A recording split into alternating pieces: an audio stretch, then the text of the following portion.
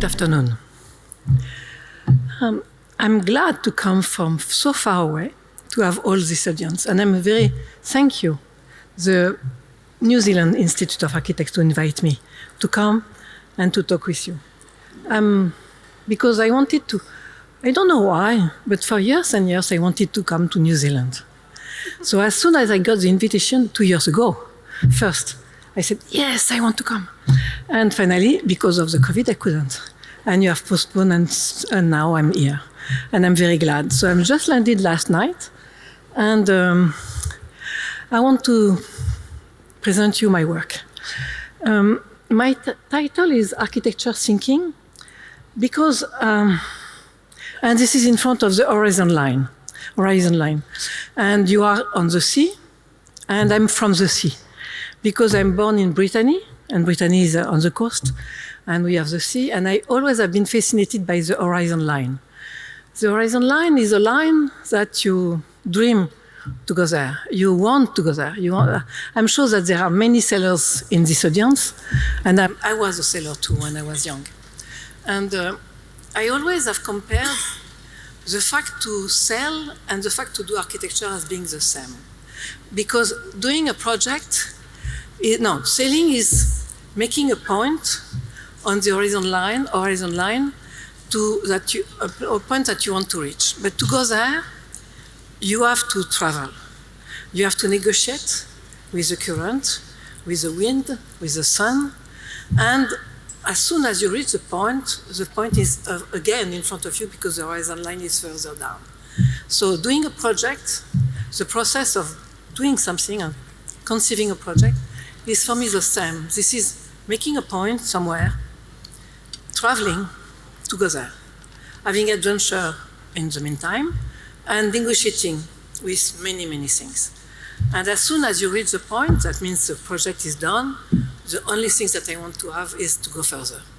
And this is my way of doing. But architecture thinking is, I strongly believe that architecture is important, but is more and more important today. And for the future, for the world, for the people in the world. Because architecture is not a profession. For me, it's a passion, it's a life. Architecture is a discipline and a culture. And this is what is invaded all your life when you are an architect or when you deal with architecture. And architecture is a very unique way of thinking. Because if you look at what we are doing, we are facing big questions brought to us by clients, whatever the size of the question. But to think about this question and to study this question or to find how it is done, it is facing, we have to convoke all the disciplines: architecture, sociology, history, geography, geology, law, art, whatever. This is all the disciplines have to be convoked into our question to find a solution, and to find from this solution to do a synthesis, and with this synthesis to give a proposal. And this proposal is not unique. This is the way you deal with the question. Because if you look at competition, and if every architect have the same question, but the proposals are very different. So it depends the way you do the synthesis by yourself. And this synthesis and this proposal is also unique because it has to be working and being efficient from the very big scale to the very little detail. So this is a very particular profession, a very particular discipline because of that. And this makes our brain working particularly. And we have to do that when we start a project and it's finished, maybe for 2, 3, 4, sometimes 10 years. So, and we have to keep the gap and to be able to continue to work with the same idea and negotiate in between. And why I say this is unique and we need that for the world, because the problem, we can bring solutions, we can bring proposals for the world, whatever the question that we are we are facing. This is why I think that being educated in architecture is really something that we can, with which we can propose something for the world and for people, and not only being an architect. It's what I say to my students, and I will talk to you about my students at the end.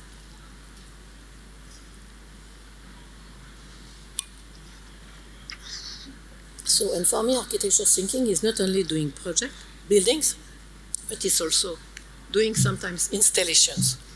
And this, I will show you some installations that I did from the beginning. From the beginning, it was in 2004. It was an installation that I did in an art gallery in New York, where I have been asked to propose something, and not architecture. And I built a kind of a cabinet where the walls are not vertical, the walls are irregular, the floor is in slope. And when you enter into that, you discover that some walls are white, the other one are mirror, and the reflection of the images projected on the white in the mirror created new spaces. And it was in 2004. And that's why I said, it's destabilization, the perception of the space, the perception of the place, because we were on an inclined slope floor at the same time, and the space is never the same. In an office, my office is in a third arrondissement in Paris, and I'm surrounded by art galleries. And one of the galleries asked me once to do a renovation for his space. And at the end of the renovation, the man in charge of the art gallery asked me to be the first in the gallery. And I said, I'm an architect, I'm not an artist. He said, yes, okay, but you will be the first. So I was thinking that I can't present architecture in an art gallery. So I was thinking back to a little drawings that I was giving to my people in the office, that I was explaining them that I call homeostasis, which is the way I was interpreting the equilibrium, the dynamic equilibrium. And the dynamic equilibrium, if you want to reach equilibrium, you can have two pylons and one bar and one beam, but you can have only one pylon and only one beam, and the beam has to be, the place of the beam has to be estimated depending on the weight at each extremity. So I wanted to build that, and I built it by doing a balloon, and one extremity, a big balloon of 2 meters diameter, and at the other extremity, a little ball with 50 centimeters in aluminum, filled with sand. And the bar in between is 6 meters long. And this is just one above the other. And to reach the equilibrium, because of the big balloon, we had to, at the end, fill the little balloon by grain with the sand to reach the limit of equilibrium. And we could feel the limit of equilibrium when passing along this big balloon, when the space is very close to it, with not touching the floor, the ceiling, and the walls. But the air, when you are walking on both sides, the air was moving and the balloon was a little bit moving. So you felt that it was a dynamic equilibrium. And the other extremity was very stable. In France, we have every year a festival of garden in Chaumont-sur-Loire, and 1 year the thematic was colors. And somebody in 2009, and somebody in my office said, why not doing a black garden? I said, oh yes, sure, we will do a black garden.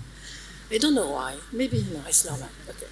And so we built a black garden because I was sure that because of colors, all the landscapers and the artists around will put a lot of colors with flowers. And I said, we will do a quiet, silencious garden in black.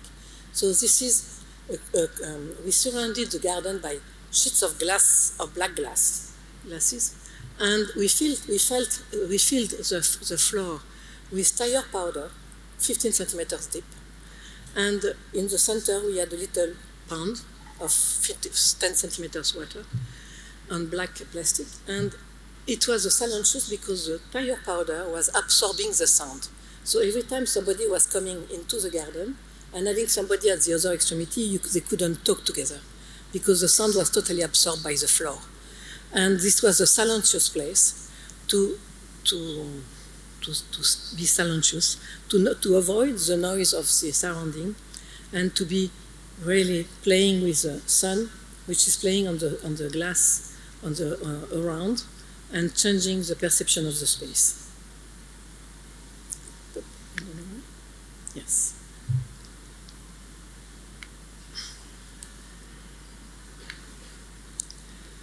In Los Angeles, in SciArc, there is a place for exhibition, and 1 year in 2011 they asked me to exhibit something. Usually architects are building a structure, and I was not building a structure, I was building a space, rebuilding a space. And this space, this is a plan of the space. The space is done with 4 triangle spaces, equilateral spaces, but again, the walls are not vertical. They are a bit oblique. They are covered by mirror inside, and there are passages in between, but they are never at the same place. So it seems to be very regular when you see the plan. From above, it seems you can understand what it is. When you arrive at the big, you see this object which is a bit inclined, and when you enter inside, you don't know where you are. Because of the reflection of the walls in between them, you don't know where are the passages. Sometimes this is a reflection, sometimes it's a real passage, and you don't know where are the limits between the walls and the floor. And this is playing with the question of perception. And I like more and more. It doesn't work. Yes. This is a bit disturbing. It's a bit perturbating the perception, and I like that.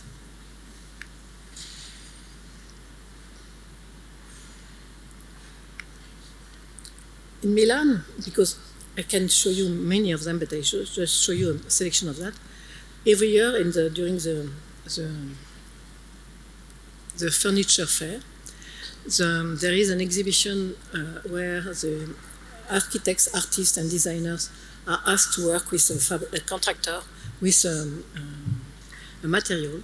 And I've been asked this year in 2012 to work with Fiandre, the tiles, the big tiles, and they were launching the big tiles of 3 meters by 1 meter, but only 3 millimeters or 6 millimeters thickness.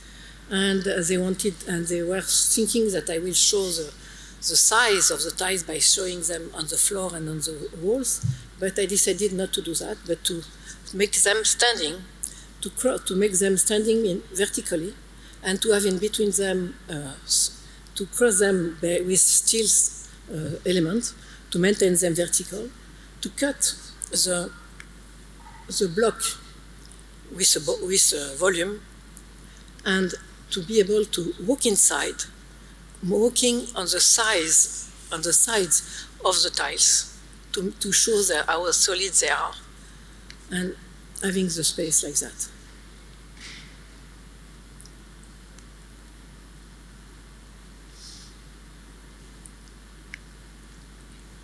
And the last installation that I did is in Paris during the FIAC, the art fair, the big art fair in Paris in 2019. And this is a black pavilion, Pavillon Noir. And it's, I have been invited once in a big park to do an installation, and I rebuilt a pavilion that was there in the 17th century. And this is exact proportion of the 17th century pavilion, but built with a black glass. And it has been shown in the Place de la Concorde in Paris during the art fair. And at the moment it's in the park outside Paris in another exhibition. Because it's black glass, it's reflected. And it reflects all what is outside. So you see the outside and you don't see inside. But as soon as you are inside, you look through. So when you are outside, you don't see who is inside. When you are inside, nobody can see you, and you see all the square, all the Place de la Concorde from the inside. And this is the structure of it. And this is a kind of hidden pavilion. Okay. Okay, the macro, okay, so in 2010, no, 2000, I have been selected to the competition for the Museum of Contemporary Art in Rome. It was not at this time Museum of Contemporary Art, it was an art gallery. But, and this is where we are. Where is the pointer? You told me that the pointer is there? The pointer? Okay, doesn't matter. So, I'm going too fast. It doesn't work. Doesn't work. Okay, so we are close to the city center, to the old city of Rome, the old Rome. We are where there is a red circle. On the top, this is a master plan when you have the two parallelepipedic buildings that were there before, and they have been just renovated, and they wanted to expand the space with all the site on the back, and to rebuild the place. And they gave a restriction to the rebuilding to keep the facade on the streets. We have two streets, one on the north, one on the top, one on the B side, on the right side for you. And why is the pointer is not working? You told me that it was working. It's not working. Okay, doesn't matter. So finally, it was. I don't like to keep facade and to do something behind the facade. I don't like the facadism, as you call that, we call that. And but first, for this project, it was nice because we are in Rome, in the center of Rome, and Rome has no contemporary art inside, no contemporary architecture inside. Everything is preserved. As Mario said before, Italy is fantastic. Italy is beautiful. Cities are fantastic. Rome is incredible with all these ruins of the Roman time, but it's really heavy and it's really pleasant. It's really a place where you can't touch so much. And even these facades that were from at the end of the 19th and beginning of the 20th, not very particular because they were industrial, I had to preserve them. So thanks to that, I decided to keep the facade because I was forced to do that, but at the same time to say, okay, inside it will be another world. So I decided to cover all the site with a roof and to create the roof as a terrace, as a place, because I was reminding the movies from the 60s and 70s, the particular period of Italy cinema, where there were some set on the terrace, on the rooftop, on the building, and you see that in Rome there are a lot of rooftops where people are living. And I was thinking we can create a new rooftop because in that area there are not so many places, not so many squares, because Rome is a place as many cities in Italy where you have squares and squares and squares, and everywhere you have cafe. But okay, I decided to have a square above the museum and to create a possibility to go there without coming into the museum. So this is why I proposed to have at the top of the facade that I had to keep a roof, to keep the whole structure of this little roof that you see on the side, that I had to keep, and to create something else. So for doing that, I wanted to have a huge structure in steel, and it was very complicated to keep steel in Rome, especially with the firemen, because it was prohibited. But finally, we succeeded to do that because I wanted to have a huge structure to not have too much columns inside and to have free space underneath. So at the entrance, at the corner between the two streets and with the two facades that I had to keep, I discovered that at this level of the street, I was 4.5 meters below the former entrance between the two parallel buildings at the other side. And thanks to that, I decided to create everything behind the facade. So we were digging the floor to the level of the street, creating a new entrance there by having a glass box suspended on the facade, to the facade on both sides, and passing under the glass box. And the glass box is a cafe, because we are in a street without cafe, so I wanted to have a cafe. And the cafe is in the street because the street is turning a little bit, and when you are in the cafe, you feel to be in the street. When you want to come in, you have to pass underneath with no columns. You have to cross a little garden because they ask for a little garden, so I kept a little garden, very little one, with very ordinary trees from the Mediterranean Sea. And these trees are going very fast to the top because to reach the light, and the leaves are on the roof. And inside, there is a third layer. There are the roof, the floor, and another layer, which are the passerelles and the traveling in the middle of the space. And the floor and the roof are covered with basalto. And the basalt is the continuity of the pavement in the city, which is coming into the museum. So the public spaces inside and above are the continuity of the street, of the urban pavement, basalt. And in between, this is another floor. And this floor is connected to the former floor in between the two rectangular volumes that I showed you at the beginning.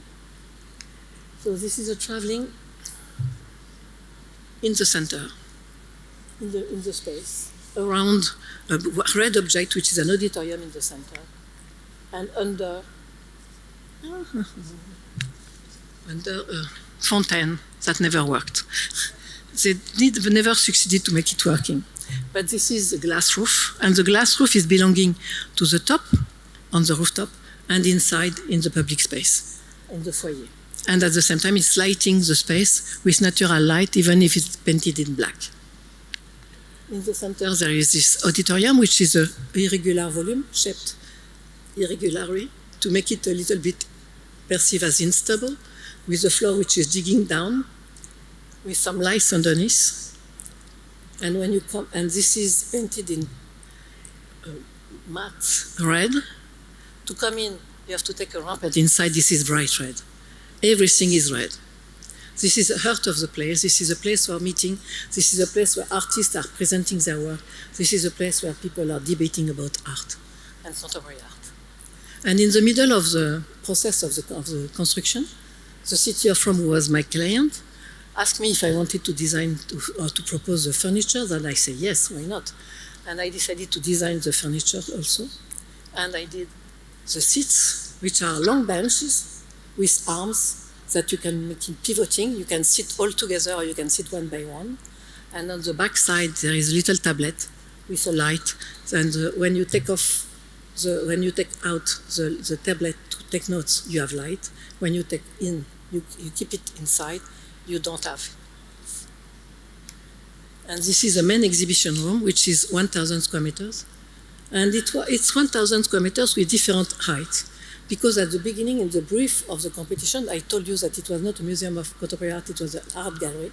And they wanted to transform that in something else that they didn't clearly define at the beginning. They asked us for different possibilities, to have theater, ballet, exhibition, performance, whatever. And they asked for different height. And this is why I played with this different height in the space. So this 1,000 square meters room is in the corner of the place, of the site, and it comes from 11 meters high to 7 meters at the other extremity. So it plays with the ceiling, which is all totally painted in black to avoid to see all the technicals that we need to have in an exhibition room. And above, these different heights create a landscape. And this landscape is it's a landscape where you can exhibit, you can show, you can do events, you can do performances. And we decided to paint the walls of the neighbors to have screen projection from the space, from the square above. And the light in the evening is coming from the glass part of this surface. It is lighted from below and create a particular landscape. And I designed also the lamps, these javelots, mast for the terrace in front of the restaurant, which is on the terrace. And the cafe, as I told you, is in the street. It's at mid-level of the height of the museum. So usually the cafe are on the ground floor, but here the neighbors are connected to the museum at different levels, on the ground floor levels for the entrance, at the cafe levels in mid-level of the first floor and second floor of the buildings around, which are all housing, and on the rooftop with the third floors around. So all the buildings around are connected to the museum. And toilets. I'm talking about toilets. I love to design toilets. You know what? This is the only place where you don't have regulation. Because you have to provide a space, a surface, some ventilation and some light. That's it. Nobody asks you anything. So you can experiment with toilets. So my toilets in the Museum of Rome have been designed in reference to a movie by Jacques Tati, Playtime. Playtime was a movie that Jacques Tati, a French director did in the mid-60s, where he wanted to express, maybe you have heard about some movies by Jacques Tati, Monsieur Hulot, etc. But Playtime is the last one that ruins him, because he spent too much money and it was not a success at the beginning. But it's a fantastic movie where he wanted to express the ultra-modernity of the times which were coming. And he expressed that by having a very smooth, very bright, a new cities that was with only smooth surfaces, bright surfaces, everything is cold, there is no warmth everywhere. And the people who are traveling, the characters who are traveling into this museum are talking all the languages of the world. They can start in New Zealandese, to go to French, to go to German. You can't understand anything when you listen. But people seem to understand themselves. So this is a new world. And one of the first sequences of the movie, Jacques Tati, who is playing the main character, is walking into entering into an offices building, and he is walking in a corridor. And because he is wearing leather soles under his shoes, and he's walking on a steel surface, it's clink, clink, clink, clink, clink. It's very noisy and soundy. And I like that. So I said, okay, my toilets will be done with this reference. So I decided to have a parallelepiped entering into the whole structure, covered by stainless steel mirror outside and inside, to have two big mirrors on both extremities of the center space that reflect the space infinitely, and to have everything smooth, cold, and bright. And in the center, this block of glass white. And above that, there is a landscape in depression that you can see. And when you go out of the toilet, you want to wash your hands. But there is no usual sink and usual taps. You have to go there, and you have to start to make dancing your hands above this surface. And as soon as you make them dancing, at one point, you cross an infrared ray. And the object becomes red, and the water is coming up. And if you make it dancing somewhere else, there is the air drying, the dryer which is coming up also. So you make dancing, you play with the space without touching anything. And you get out with smiling. So,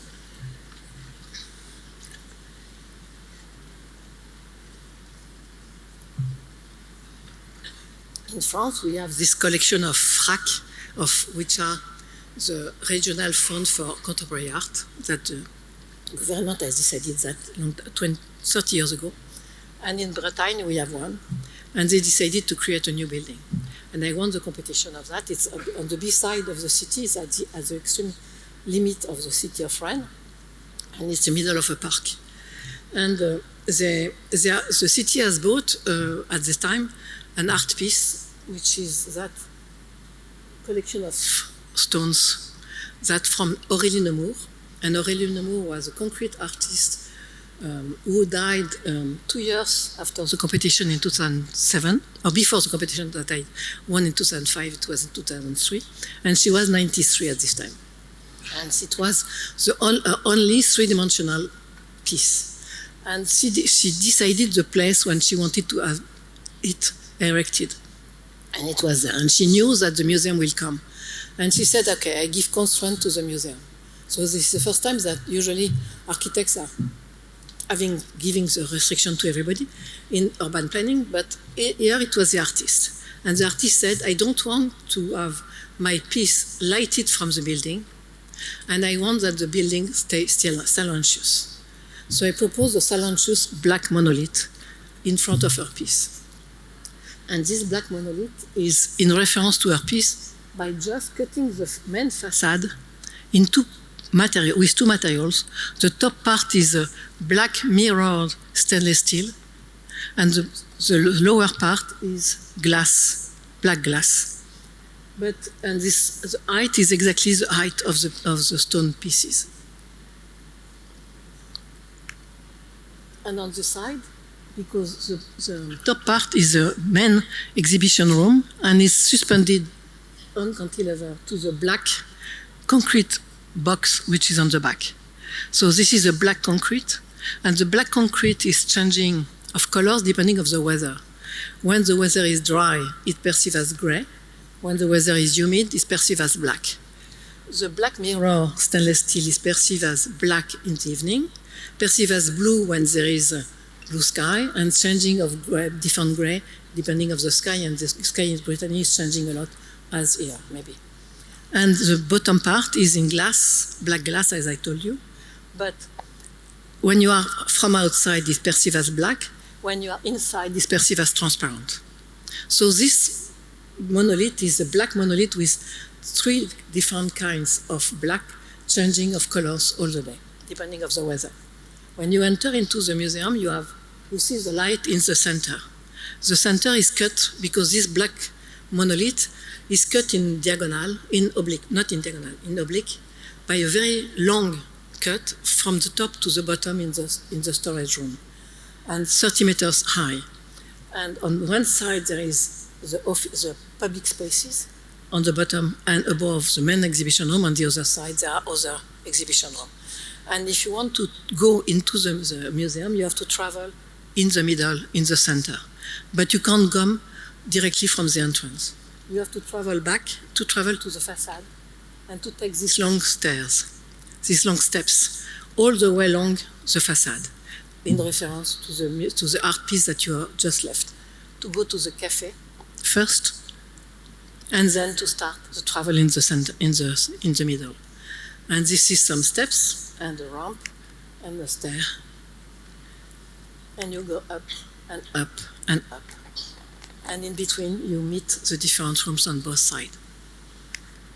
And the spaces of exhibition are very simple, because this is white, because this is for the curators, for the artists, and they can do what they want. And from the top to the bottom. Toilets, again.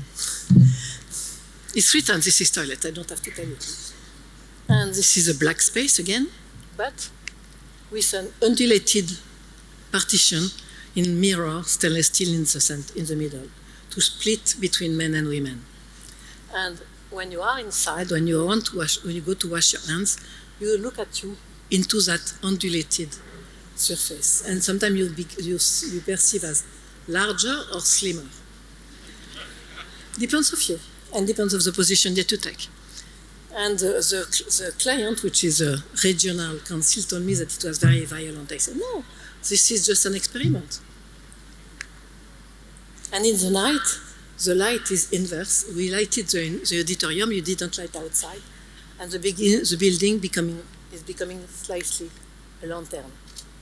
A black lantern with a red light underneath. In China, we won a competition also for a museum for the Homo erectus, the man of lunging.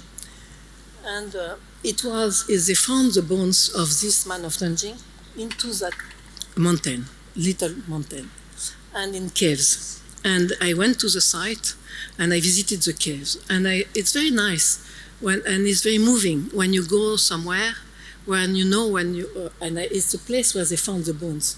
That means if they have found the bones there, it was because of the man of this time who were working there. So you walk on the path of this person. And the site was so big that they decided that the architects can put the museum, install the museum where do they want. And I wanted to install the museum close to the mountain, because this is for these people, and it's coming from the mountain. So this is why at the beginning we started by playing with the lines, the curved line of the site, up and down, until we built a model.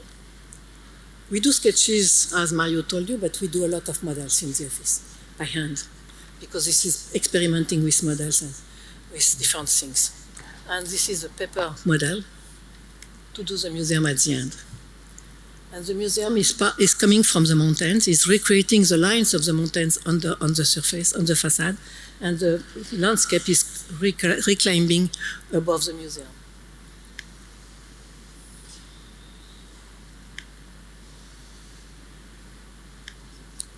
Inside there is 20,000 square meters, so it's a huge museum. I don't know what is inside because it was not really full when I came for visiting it. And it was at the center there is a space, and the space is vertical. And this is a very particular space because this is a place where people will travel to go to visit the exhibitions. And I create a void into the floor, on the first floor, and this floor is irregular. This void is irregular, and it's moving from floor to floor. And in between there are escalators that are crossing the space, the void, to pass from one floor to another floor, and makes people turning around to take the other one, and turning around the void and looking and watching what is exhibited on both sides to decide their travel through the museum.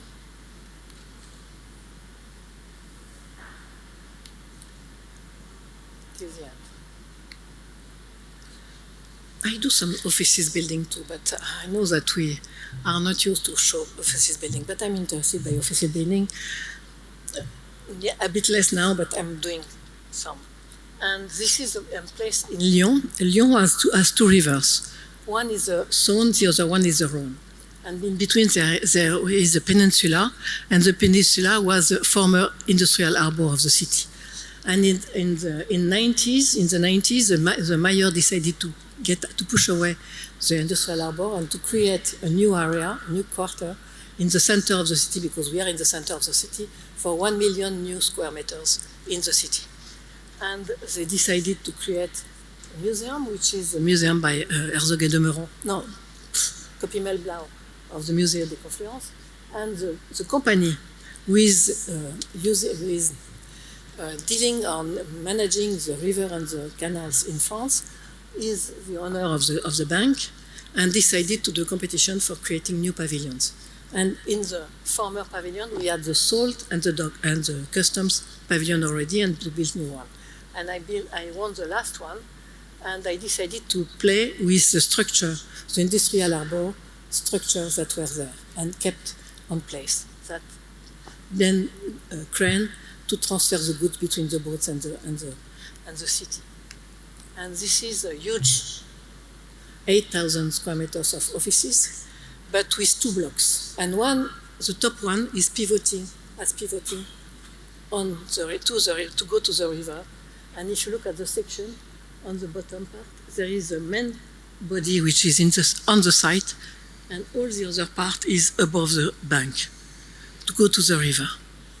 And this is a huge cantilever of 24 meters long, 5 floors, offices. And with a huge structure to build the building from the top to the bottom. We built first the basement, and then a concrete column for all the shaft and all the electrical systems that we needed. And then the 3 pylons came to be in the center. And then the big beams on the top, supporting by the columns. And then we're creating the floors by going down from the top to the bottom, to the first floor. And this is one of the main beams on the top, which is 5.5 meters height. And at the end, this is like that. And the facade, and this is a glass box. And we are not surrounding by other buildings. This is a glass box for offices building.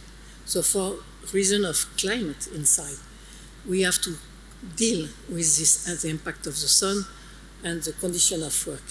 So we have 3 different layers of glass in the facade. And the first layer is a simple glass facade, where we have been asked, because for the competition that we did, we have been asked to work with an artist, to insert artist work into the architecture.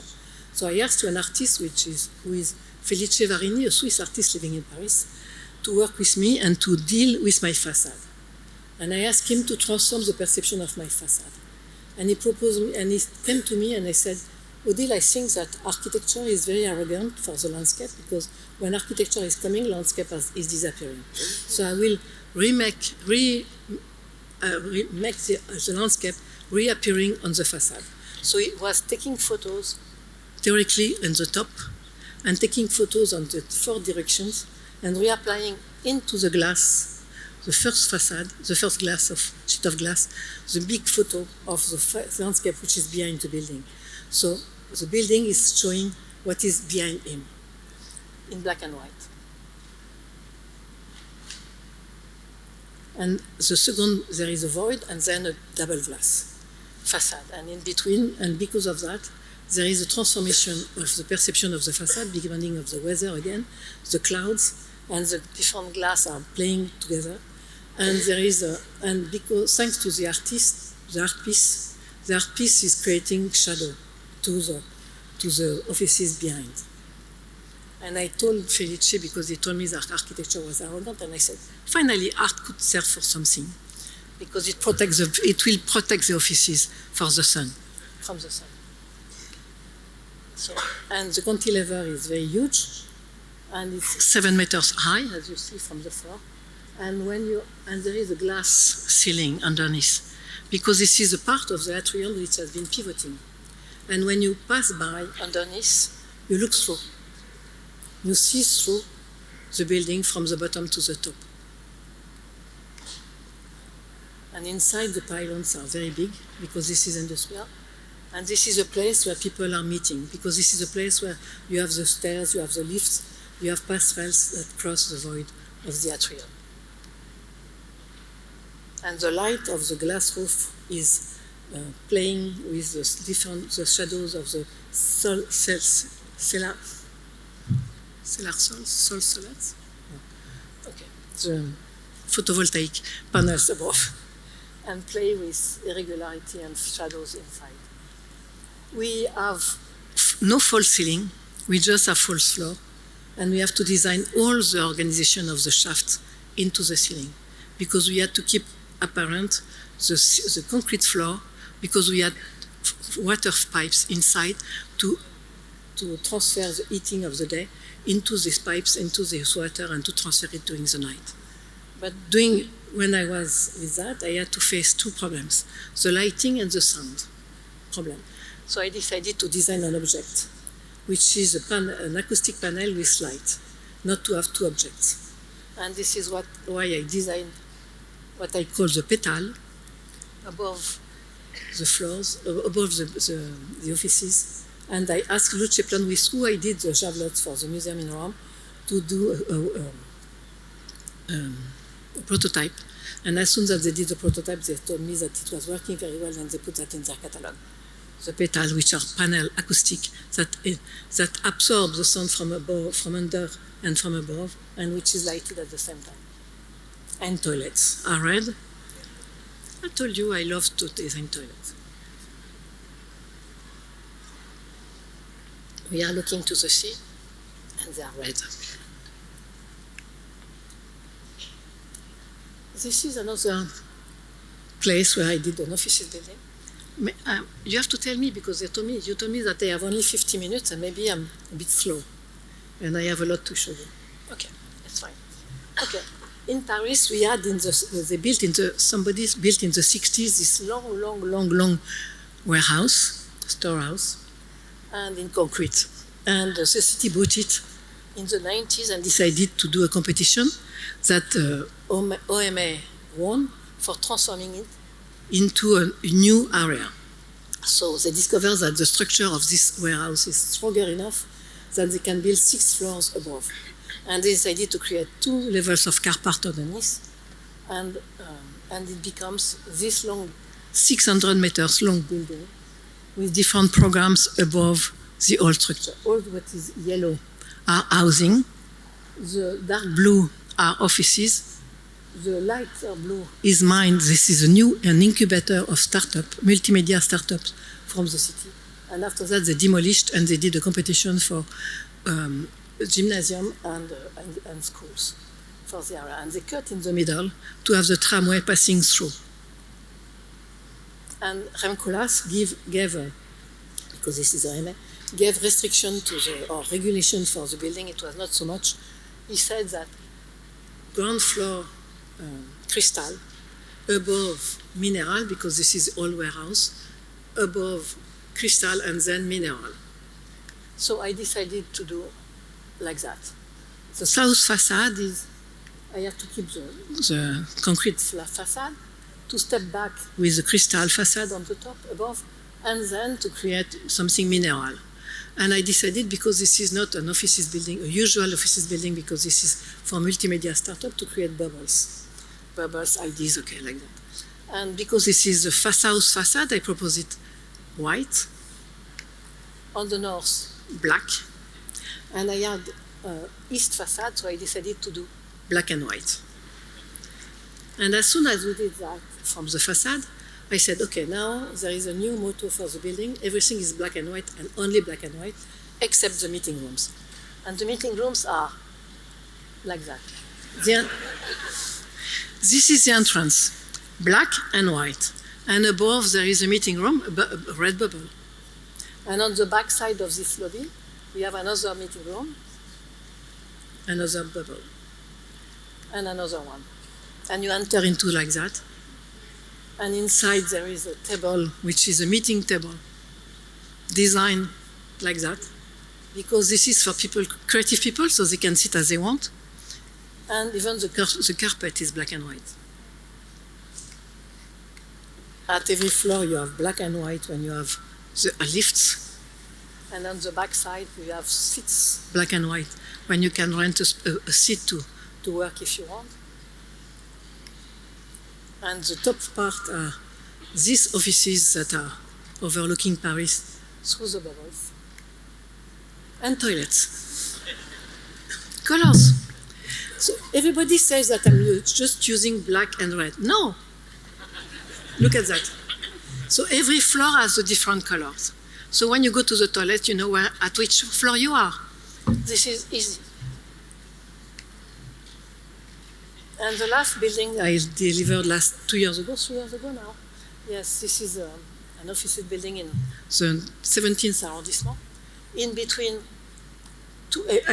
two bridges.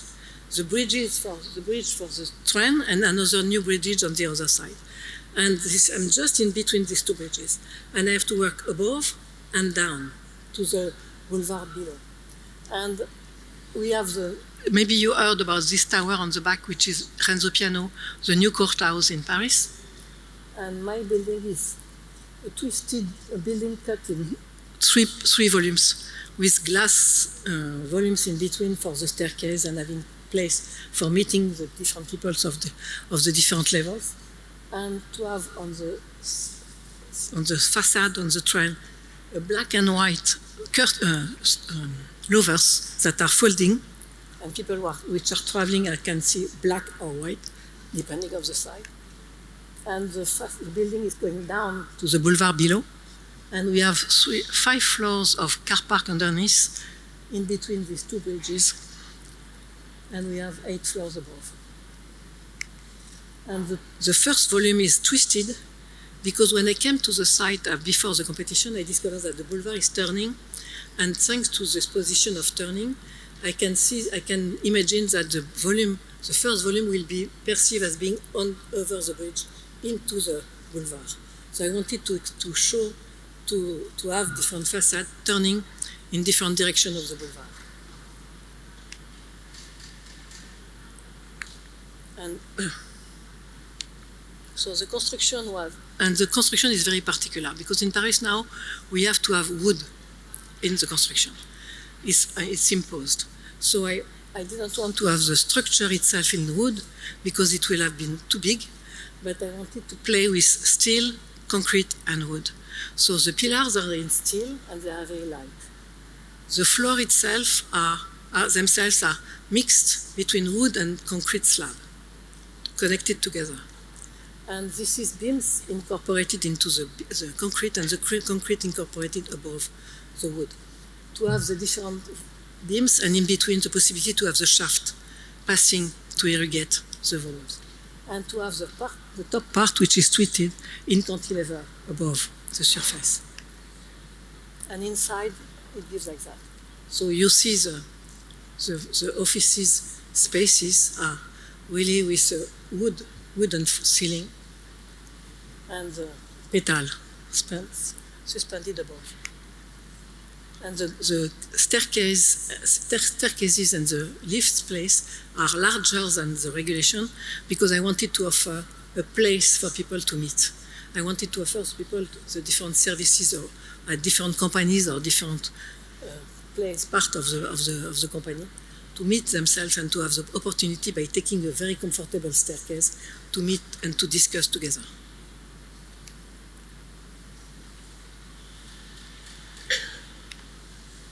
Toilets, again, normal, more simple, more normal. And we have a big place for bicycles, because everybody is bicycling now in Paris. It's a nightmare. Excuse me, I don't have to say that. But really, bicycles in Paris are a nightmare. They are very dangerous. Sometimes they pass above my feet, you know. Believe me, it's true. They have no regulations, they can do what they want. Take care when you come to Paris. Bicycles are dangerous. Not the cars, bicycles. And the backside is red.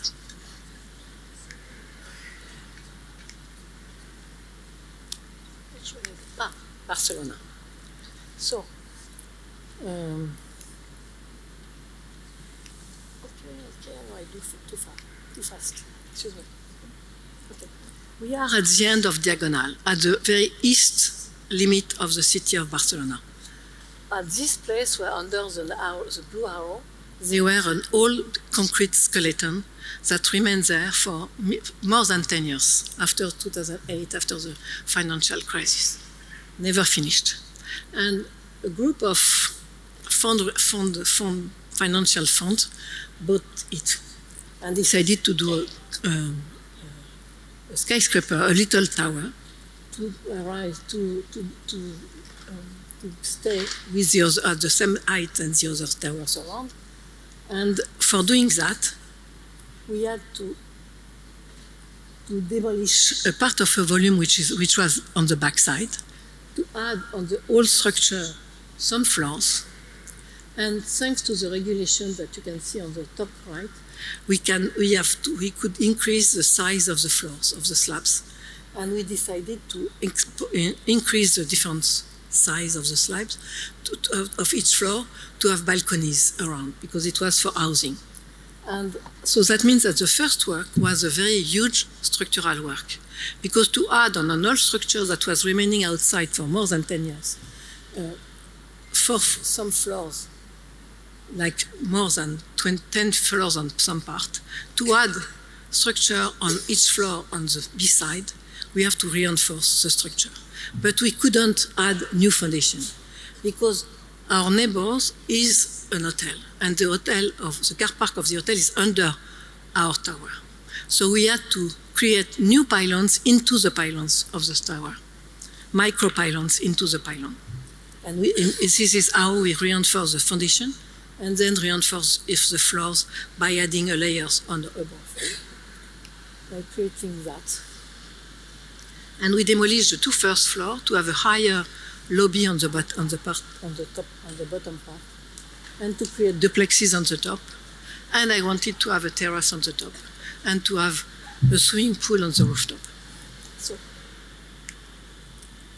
I played, because the structure itself was a kind of a square and it was not very elegant. And I decided to play with rounding or making undulating the balconies to create a different perception of the tower that was before. And on the top part, I proposed to paint it in red, because red is Miro, Gaudi. They all were using colors in Barcelona. And I wanted to have Barcelona on the tower. And you can perceive the little swimming pool, the long swimming pool on the side of the rooftop on the top. The lobby is 10 meters high now. And this is undulated glass facade behind the pillars that were there. And there is the entrance of the lobby and the entrance of the restaurant that we designed on the ground floor too. And at the back, in the entrance, we are facing a red wall. And I proposed to have a chandelier done with the javelot of the macro, 25 javelots suspended together, and having the roof, the ceiling in mirror, and having the perception of it's double, 20 meters high. On the other side, we have a green wall, and I designed the seats for the entrance, like the confidence that I did for the UNESCO building in 2000. on the bottom part, on the ground floor, the first ground floor, we have amenities. We have 1,000 square meters of amenities. Usually, when you are the architects of the tower, you don't design everything. But I wanted to design everything. I wanted to design everything, every detail. And I heard my client saying, explaining that he wanted to hire an interior designer. And I said, no way, I will be the interior designer. And he said, yes, it's complicated, etc. I said, okay. I went back to the office and I said, we design and we make the proposal for the amenities, for the garden, for the details, for everything. And we did a dossier. And I went back to meet my client and I said, this is my proposal. And he met his partners because he was not alone, he was with partners. And at the end they said, okay, Odile, you do it. And I did it. So I designed everything in this building. So the amenities are a place with wood where I designed a yoga room. First, this is an object when you enter inside, which is a place for meditation, for yoga, for by yourself. And it's lighted from the top by the from the garden. There is a swimming pool. And the swimming pool is under the car park ramp because this is a place. And I decided to use this under space by having the ceiling under the ramp in mirror and having the possibility to have the swimming pool of 20 meters long underneath. When you swim inside, you see yourself. So this is a kind of mise en abîme of swimming. When you go on the rooftop, you arrive and you see the swimming pool and the sea in continuity. This is a long swimming pool, infinite swimming pool on the side of the tower. And inside, as I said, I designed all the details. The signage, the veranda, the bathtub, the staircases of the duplexes, the kitchen island, etc., etc., etc. And they are all in relation by the shape. Not the same exactly, but in the relation. Some duplexes with large terrace balconies.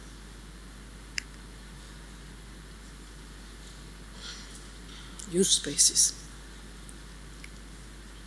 And the cafe, the restaurant on the ground floor, Le Grand Café Rouge, which is managed by a French chef who is in Barcelona since 20 years.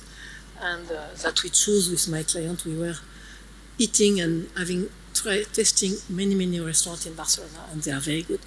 And finally, we choose a French one, and he came to us to do a new brasserie, French brasserie, Parisian style, modern, etc. And this is why it's called Le Grand Café Rouge. And we designed the lamps, we designed everything, the seats, the tables, everything.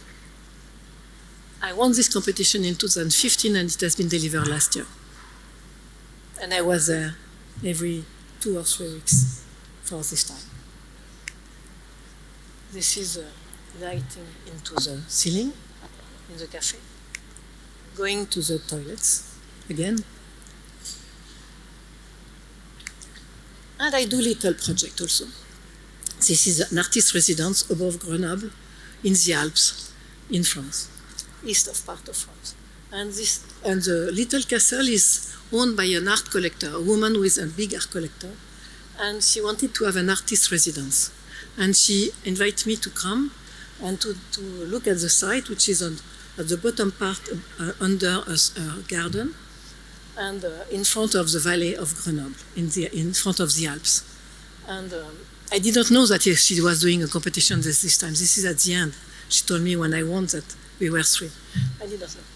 And so I decided that, okay, she wanted to have the artist resident at the bottom part of her garden because she didn't want to be disturbed by them. And I said, yes, but the artist can have the view.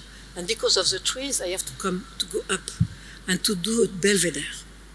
I proposed to have a black box. And I decided, because I'm in the Alps, in the wood, to build everything in wood. And this is why it's a black box in wood, a wooden black box, facing the Alps and overlooking the city of Grenoble. Totally silencious from her place. But twisted a little bit to have the possibility to make the sun entering into the space in the tower, the little tower. The bottom part, this is the workshop, 100 square meters, and above 2 little rooms, the living, the bedroom, and on the top, the belvedere.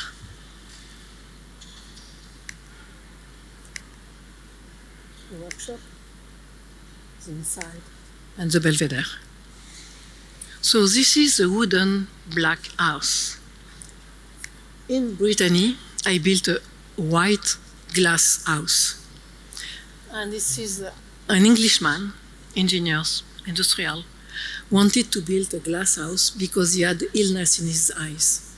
And he wanted, because his eyes have his view is disappearing. And he wanted to have a very nice and very good light into his house. And he was building with steel and glass. And he proposed me to do a glass house. And I said, why not? So he had to choose the city and I had to choose a place. So I find a land in the middle of, in between pavilions.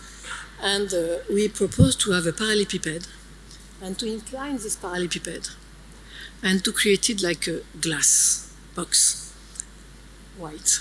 Because this is a double, and the facade and the ceiling and the roof are twice double glass. And some parts are transparent and the other parts are translucid. So this is one of the parts of the facade. And this is only glass. Inside, this is only glass. And because this is the same light and the same material everywhere, the light is everywhere the same. Has the same quality, the same intensity, the same. It's like being in a cocoon outside of the world when you are inside. This is 170 square meters with one little floor above.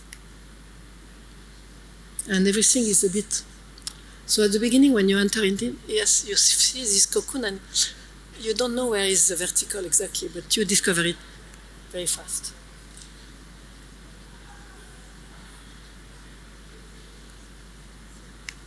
And in the same city, some years later, I got an email by people who bought a land, a piece of land at the end, at the extremity of a little part, in between two beaches.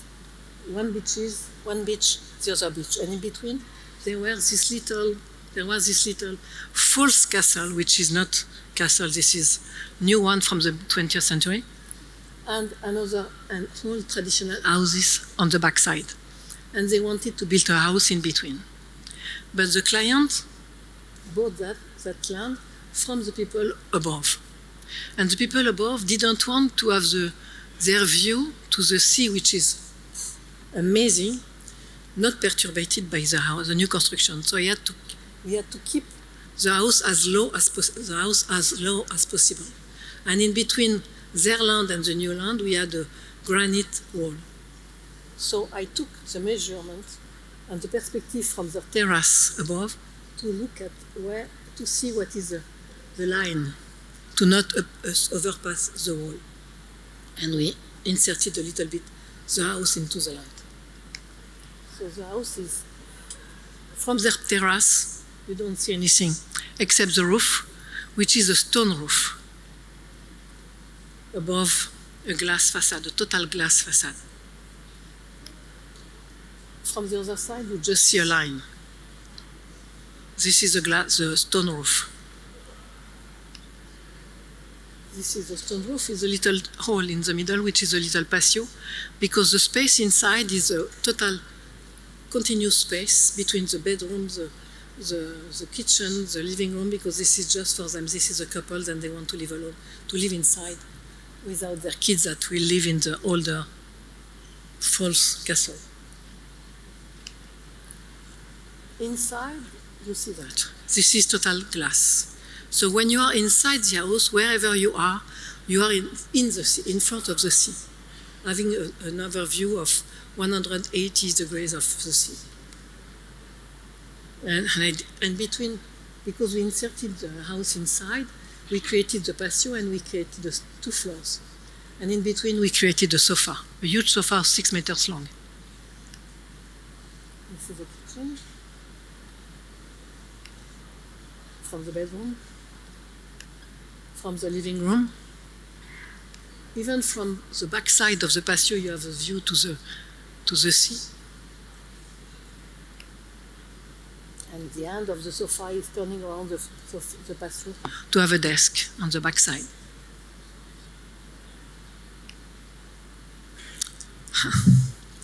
And in 2003, I got a call from somebody who told me that he had a lawyer who said that he had a client who wanted to build a boat, and he was searching for an architect for designing the interior of the boat. And I said, and he was asking me if I knew something about sailing, and I said yes. And he thought of me, and because he read an interview that I gave into the weekly magazine of Corriere della Sera, Iodona, where I was interviewing to explain what are the differences between Rome and Paris. And I explained that if I want to travel into Paris, I look at the map, I know where is the River Seine, I know how the boulevards, how Haussmann built the boulevards, and I understand where I am, because all the museums, all the monuments are on this axis and on the River Seine. It's easy to understand from the map. If you want to travel into Rome, you look at the map and forget it, throw it away. But you have to discover, you have to travel through, and you have to go from little square to little square to little square. And it's why I did when I started to work on the macro for the 10 years I worked on that.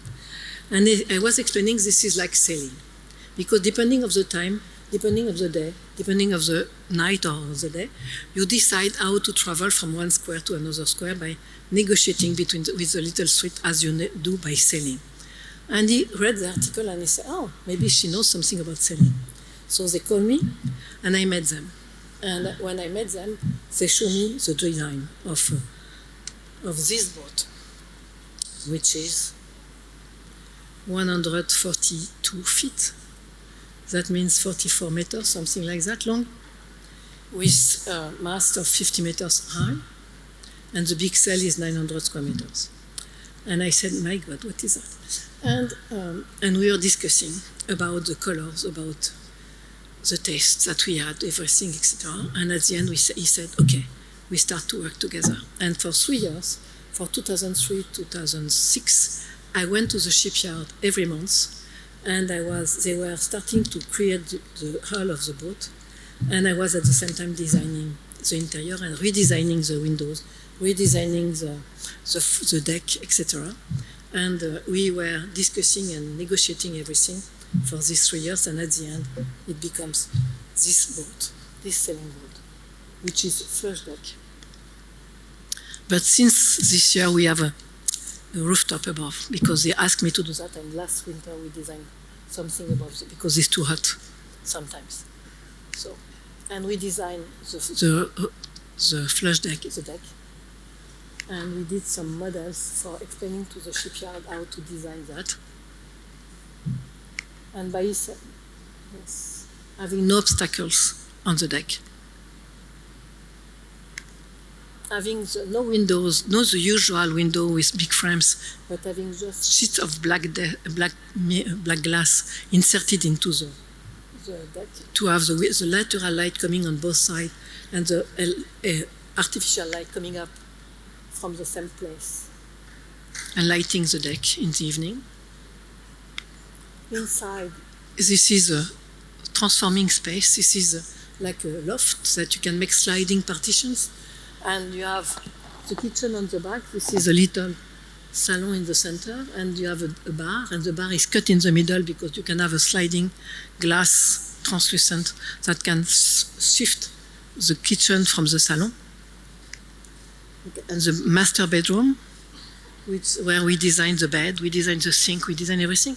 And the bathroom is on the back, with a big mirror walls at the back to increase the perception of the space. And the sink in stainless steel. I told you that I love to design also the interiors and the details. And I come back to the 20 years, more than 20 years ago. I go very fast now. I won a competition for the cabin phone cabin of the UNESCO headquarters in Paris. And after that, they asked me, because they discovered that I wanted to keep the phone box and just change the pylon, the support. And they asked me for doing the furniture for the main conference room. So this is the desk. And because the UNESCO headquarters, I don't know if you know this building, this is fantastic. This is done by Marcel Breuer and Pierre-Luigi Nervi in the middle of the 50s.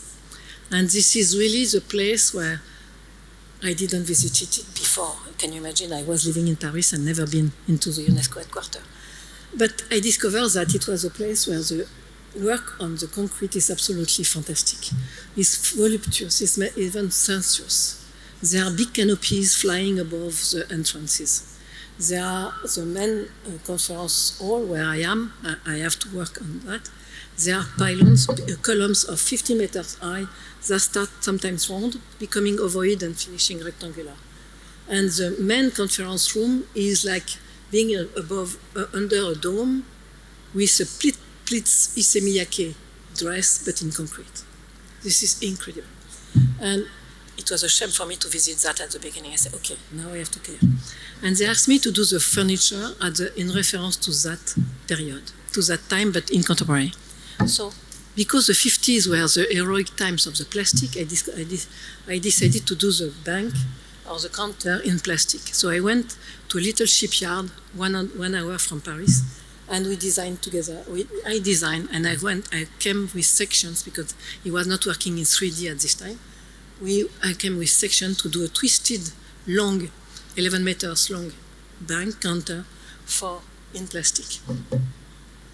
And we chose with the director of the UNESCO of the time, the color, which is in reference that has been taken in a fresco by Picasso, because this is a place where also the main artists of the time were working on site.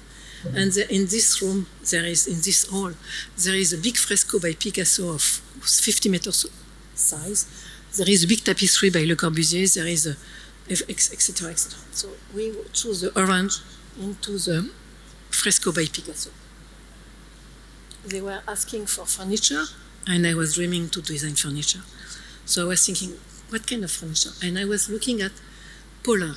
I don't know if you know this French designer from the 60s, 70s, Pierre Paulin, that was quite famous at the time and died less than 5 years ago. And he was designing something that he calls the snakes. And the snake was a huge, huge articulated sofa that was installed in big museum, the entrance of bank, etc. And I was thinking that nobody has reworked on this idea of having a snaky sofa. And because the space was 400 square meters, I was thinking that I can do something like that. But I wanted to design a seat. So I decided to design a seat at the beginning with a seat and a back, to design a confidant with a back which is turning and twisting, to have two people sitting together, and to have an armchair with the seat and the back connected together, taking the leather in reference to the tapestry by Le Corbusier, and having this confidant to help making sneaking by the continuity of the seats, because if you look carefully, the sides are always the same. So you can make them in continuity. And you can make sneaking the seats into the hall. They were asking for tables, and I did a plastic table of 3 meters long with little legs in stainless steel, but only the structure is inside the fold underneath. They wanted to paper basket and ashtray that now it doesn't exist. But this is a folded aluminium, pleats and polish to blur the folds. And now we have, with the company with who I did, we sold the table with a mirror stainless steel underneath, and to have the paper basket as a stool. Luce Plan, with who I did the javelots and the petal, asked me a suspended lamp that I did the Soleil Noir, which is an indirect light suspended above a table.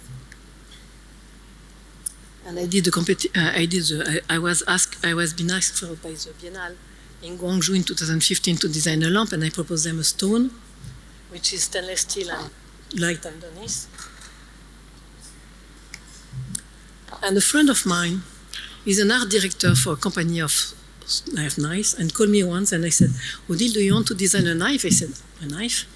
And he said, yes, but it's a folding knife. And I said, oh, folding knives, this is interesting.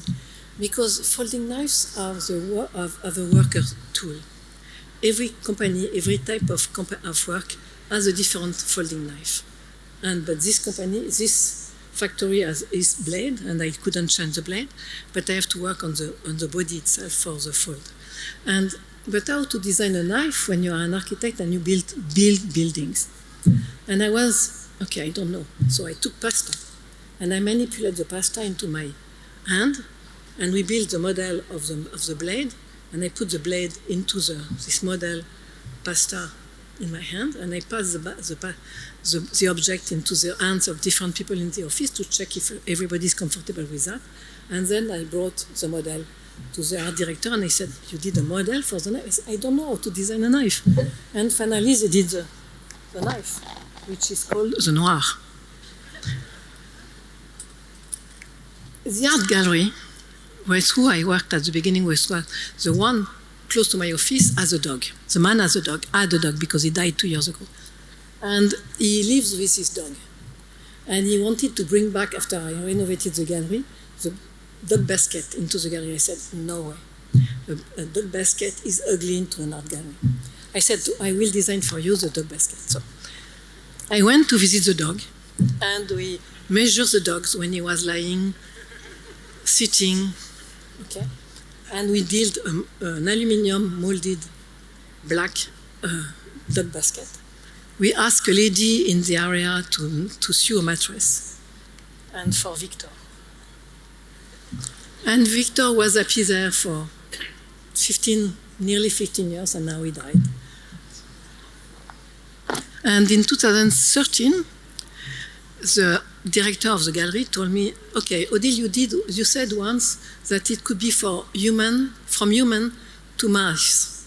Why it's time for mice? And we did the mice. So if you have mice, you can buy that for your mice. And the school. I'm teaching, if we have time, I will do very fast. I'm teaching since the beginning of the 90s. And I'm teaching, I have taught everywhere, in many places in the world, and especially in Paris. And I have directed the school at the end from 2007 to 2012. And then I resigned when, after changing a lot, the school, which was the only private school in France, in Paris, I discovered that the teachers were not happy and decided, the older one, the former one, the older one decided that it was too much what I was doing, and they started to fight against me. I said, okay, I resign, and after a drink with some colleagues, we decided to launch a new school of architecture. And we worked for 2 years. And in 2014, we launched the Confluence Institute in Lyon first, and we moved it in 2019 to Paris. And for doing this school of architecture, which is from the first to the fifth, which is a normal school of architecture, normal. It's a lot to say that. We decided to rethink about the pedagogy. Why? Because at this time we were in 2012. And because I was teaching since 90, I was slowly and step by step discovering that the students were totally different, and more different than us, than me and than us. So, and especially now, and more.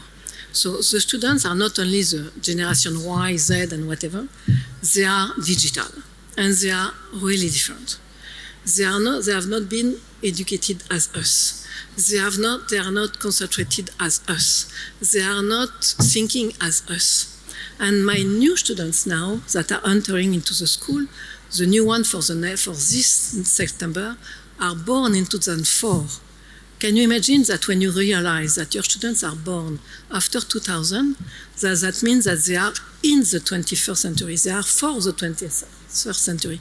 They don't know anything about the 20th, and more from the 19th. Or if you look at schools of architecture, they are teaching as we were teaching before. Not the 19th maybe, but from the 20th. And this is not in relation to the way our students are thinking and the way our students are behaving. Because of that, we have to change the education. And not only in architecture, but especially in education. Because the education is totally different, has to be different. Because I don't know what my students will become. And since I'm teaching in 90s, I always ask to my students, who wants to become an architect? Only a part of them wanted to become architects. They wanted to study architecture and to do something else with that. And they continue to think like that, and more today. Because I don't know what will be the profession. I know that I'm invited by the Institute of Architects in New Zealand, but I'm not sure who will be architects in the future, how will be the profession in the future. I don't know what that means in the future in 10 years, 5, 10 years, 15 years, to be an architect. Is it just designing a facade? No way, not interesting. Architects are there. Architecture is for designing space, designing place for people, providing shelter for people, providing a place to live and to have a comfortable life.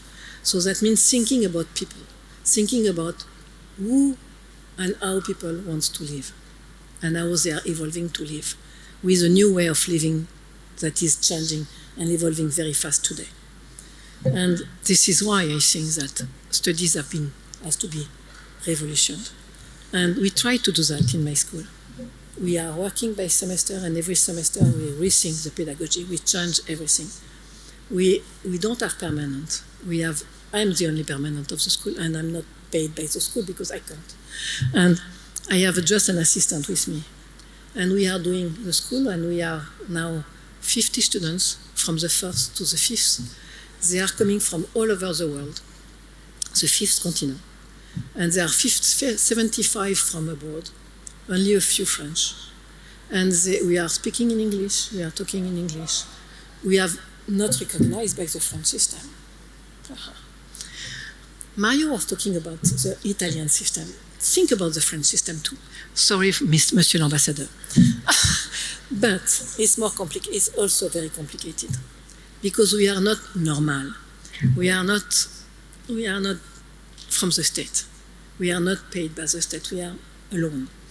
So the RIBA came to us and said, we want that you ask us the recognition. And we did that, and in 2017 we had been recognized by the RIBA for 5 years, and next year we will restart the recognition. So we are delivering a diploma, an English diploma in Paris, in a French school. This is strange, no? So, one of the diploma, one student working on his honor diploma. Some students in structure. I don't know what it is. They are playing with fashions. Sometimes something which looks like a little bit of architecture. And this is the sketch that I did to explain what is the pedagogy. We have the studio in the center, irrigated from seminars, courses, no, not really, in a cloud above that where they can pick up what they want. And we are going to the makers, to the fabrication. Because the new students today, they learn by doing. They want to learn by doing. And as soon as they do, they can learn back by themselves. And this is very different. This is not courses coming from above. This is just learning by doing. Thank you.